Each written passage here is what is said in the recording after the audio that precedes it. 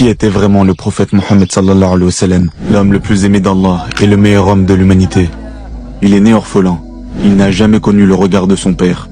Et à l'âge de 6 ans, il a perdu sa mère dans le désert, sur la route de Médine. Il a été élevé sans richesse, sans confort et sans tendresse stable. C'était un homme qui partageait la pauvreté des plus faibles, alors qu'il aurait pu vivre dans le confort des rois.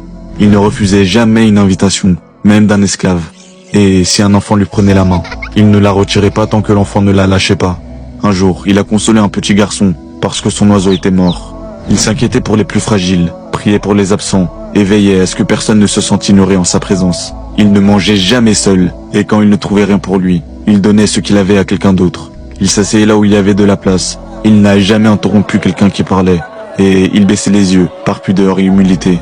Avec Khadija, il formait un couple d'amour et de respect. Des années après sa mort, il parlait encore d'elle avec les larmes aux yeux. Et quand il entendait la voix de sa sœur, il se levait, pensant que c'était elle qui revenait. Lorsqu'on lui demandait de maudire ses ennemis, il répondait « Je n'ai pas été envoyé pour maudire, mais comme une miséricorde ». Il pleurait souvent, pas pour lui, mais pour son peuple.